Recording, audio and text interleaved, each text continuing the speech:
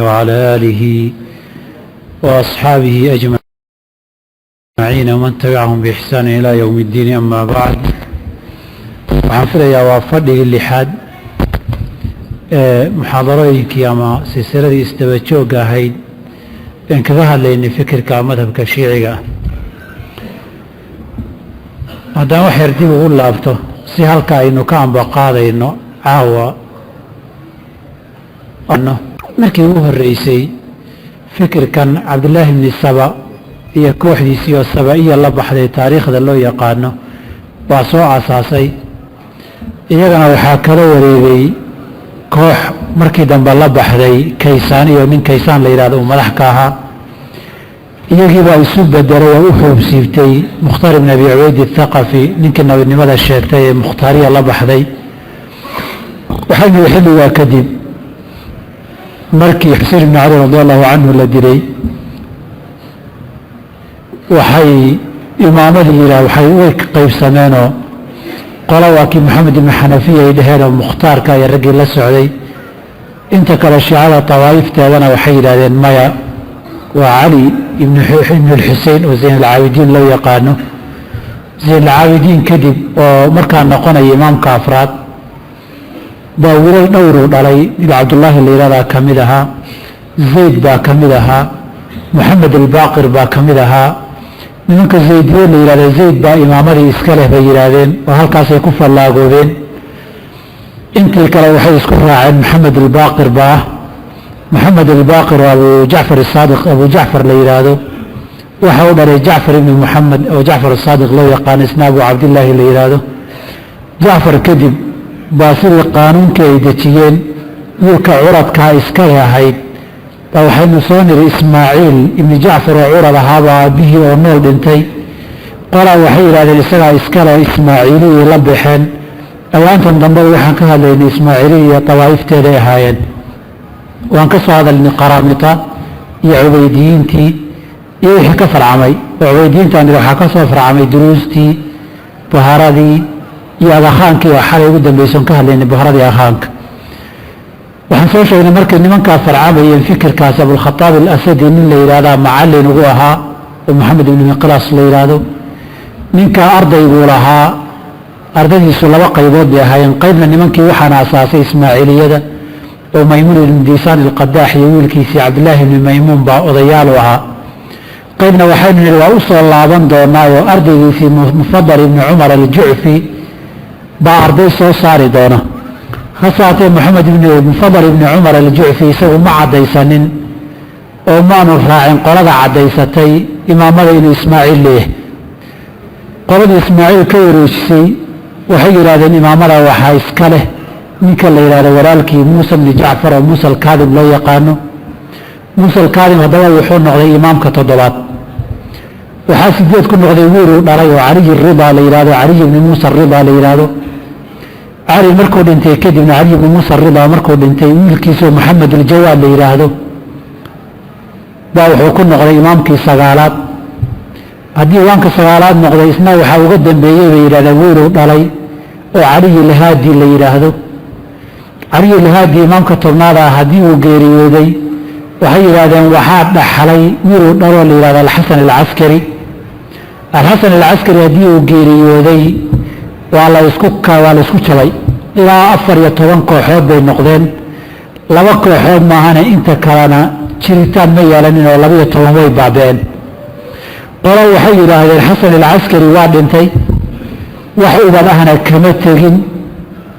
saa darteed hadda wixii ka dambeeya aimadu waa 11, 12 maaha. qolona waxay yidhahdeen waa siday u bateena 12 weeye. xasan alcaskari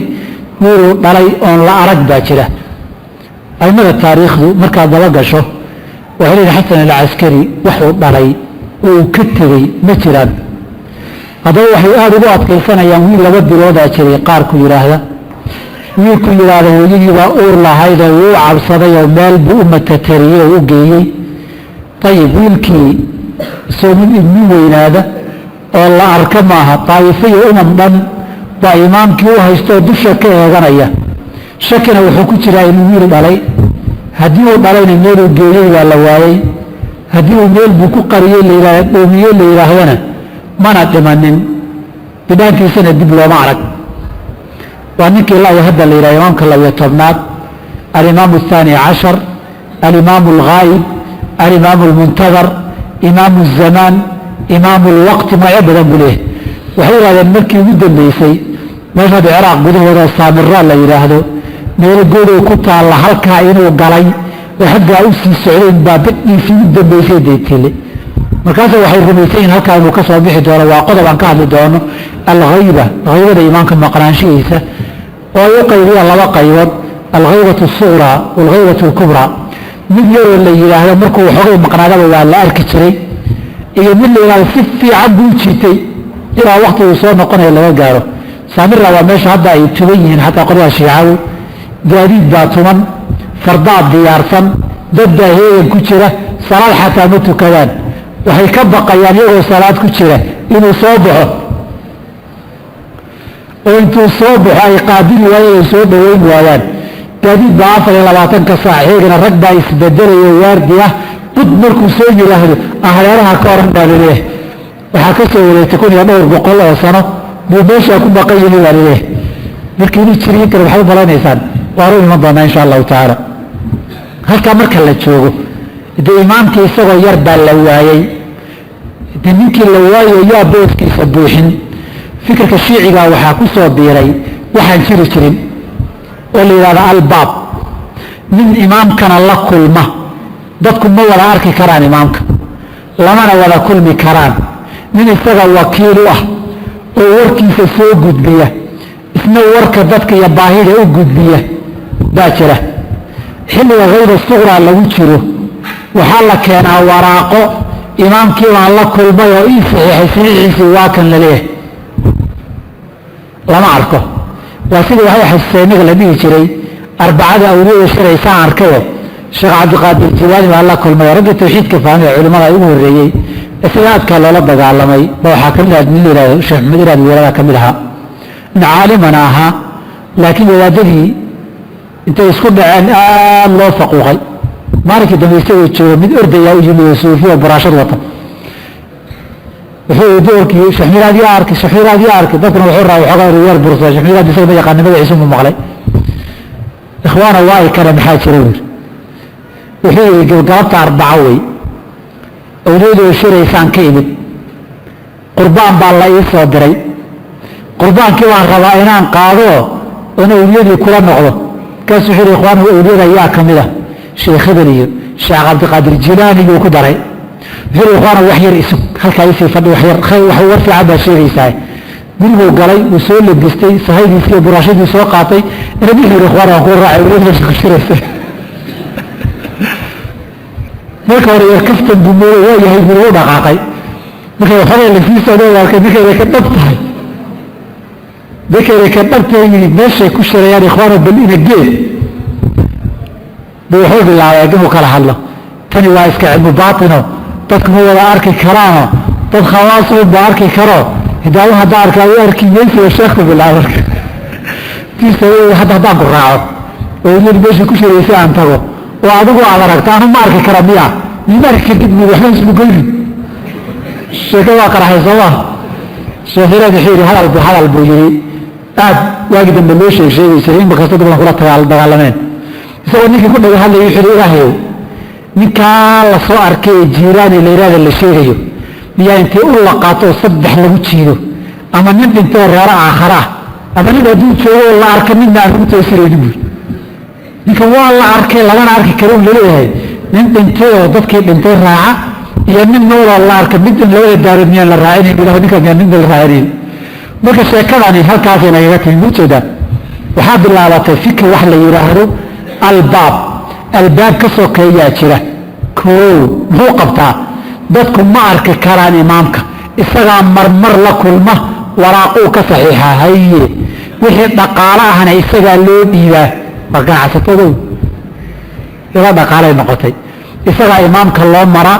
arjiga isagaa loogu dhiibtaa waraaqaha isagaa ka soo saxiixda khatmi uu samaystay arrintii waxay noqotay qofka ninka saa loo ogolaadaayey darajuu ka agleeyahay kooxdiio isagaa iyagiyo imaamkii u dhaxeeya wasaatada ilaahay loo maray malay ka bir ka timid wey midda labaadi wixii xoolo iyo dhaqaalaha isagaa lagu soo ururin khasnajiye wey arrinta labadaa markay ka soo baxday baa la isku qabsaday 10 ninoo waxaa soo baxday nin walbuu leeyahay may anigaa baabkii aniga keliya la kulma waagii dambe kooxay noqdeen marka sidii dariiqooyinka iyo ururadaa la isu laayey raggii haddaba fikraddaa keenay ee yidhi ana albaabu marjicu waa aniga cilmigii imaamkana anigaa dhaxlay anigu ugu xoobsiibtay anigaa ka reeboo ka dhibciyey barakadii intii ugu dambaysay niman aniga isoo marinna imaamku ka raalli noqon maayo waraaq imaamku ku saxiixan oo aniga aanan ogoyna maba jirto cid aan ani ahaynba imaamku lama kulmo raggii sidaa yidhi waxaa ka mid ah maxamed ibni nusayr annumayr nin la dhihi jiray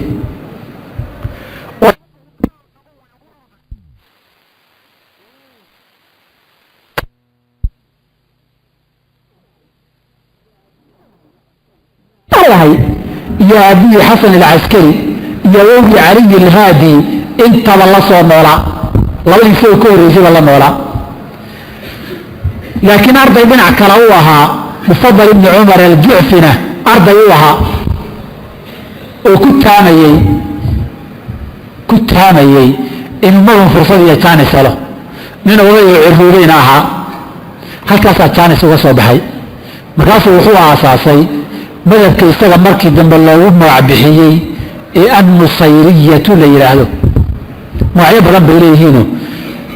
faransiisku waaguu yimid ee dhulkan shaam iyagu qabsaday wuxuu u bixiyey alcalawiyuuna buu u bixiyey markay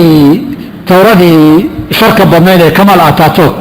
ee khilaafadii islaamka ridayna kuwii joogay meesha la yidhahdo turkiya alcalawiyiin bay u bixiyeen waxaan umalayaa muddo 6 sano laga joogo waxaan akhriyay report laga soo saaray turkiya yaa jenaraal ka noqda golaha la yidhaahdo almajlis alamni alqawmi ee waddanka si arrintaa u xukuma kama noqdo xidhin ilaa qofku inuu ama kristan yahay kristanka wada uu yahay turkiya ama uu yahay yuhuuddu donoma nimanka la yidhahdo kamal ataturk uu ka dhashay ama firaqa baatiniyada nimanka nusayriyada iyo ismaaciiliyada uu yahay saddexdaa mid kamida maahane qof kale kama noqdo bimacnaa majlis alamni alqawmi turki wax muslima kuma jiro qadiyadaasi ribood wuxuu ahaa ay nimanka reer ingiriis ka soo qoreen oo waxay tirinayeen markii qawaacidda la tix raaco qofka lagu kala reebo marka sarkaal caadi ama dhaafaan qolyaha sunnaa sheegana yidhaahda si kastaba ha noqota taa waa iska masale jaanibi ah wey maxamed ibni nusayr ninka la yidhaahdo baa wuxuu aasaasay haddaba niman shiico ah oo isnaa cashariye ah oo imaamka qaa'ibkaa rumaysan laakiin imaamkaasi dariiq loo maro oo maxamed ibnu nusayr ahayn aanu jirin ma muslimiin baa markaa caqiidadooda ka sheekeeyo oo kitaabkooda musxafka ah aayado ka mid idin aqriyo baad ogaan doontaa waxay yihiin laakiin waxbaan ku degdegay hadda nimankaa shakhsiyaadka ugu badan ee si ugu caansan ee soo maray ama intaanan shakhsiyaadka gelin caqiidadoodu asal ahaan waa sir ninkii sheegana waa dil ama iyaga ha noqdo ama dad kale ha noqdo ninkii laga maqlo caqiidada nusayriyadu waxa ay tahay gacanna lagu dhigo awood loo helo cidduu dooniba ha ahaadee waa in la dilo see loo dilayaa siyaabo badan baa loo dilaa in la daldalo oo xarig qoorta lagaga xiro oo la marjiyo qaab wax